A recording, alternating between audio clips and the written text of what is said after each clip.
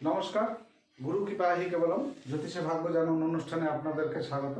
আজকের শেষের যে লগ্ন আছে সেটা হচ্ছে মীন লগ্ন। আজকে মীন লগ্নের আলোচনা করে আমাদের এই যে এই পর্বটা শেষ হয়ে যাবে। এরপরে আবার নতুন করে নতুন বিষয় নিয়ে আলোচনা করব। মীন লগ্নের অধিপতি হচ্ছে বৃহস্পতি।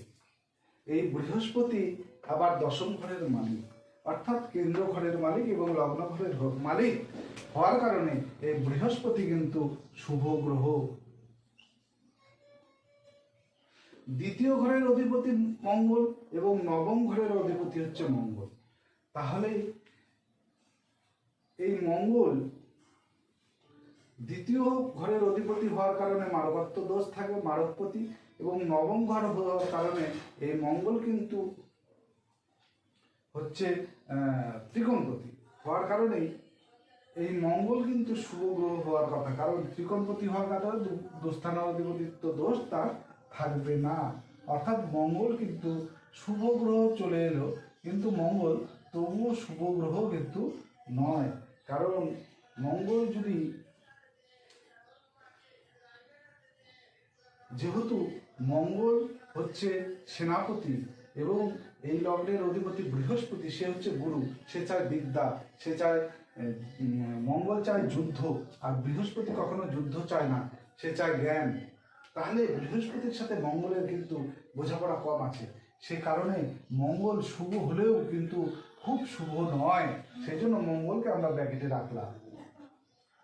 তৃতীয় ঘরের অধিপতি শুক্র এবং অষ্টম ঘরে, অর্থাৎ তিসরাপতি এবং দুস্থানপতি শুক্র হওয়ার কারণে এই শুক্র কিন্তু অশুভ গ্রহ হয়ে গেল।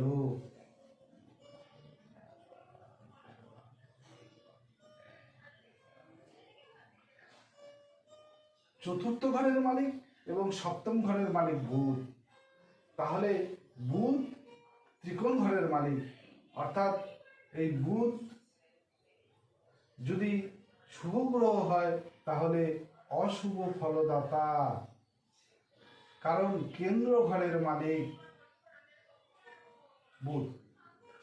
কিন্তু এই বুধ যদি অশুভ গ্রহ হয়ে যায় তাহলে বুধ শুভ গ্রহ দেবে, সেজন্য বুধকে ব্র্যাকেটের মধ্যে রাখা হলো।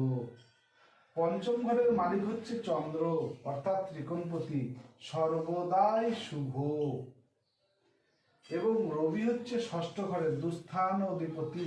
তাহলে রবি কিন্তু এখানে অশুভ গ্রহ হয়ে গেল।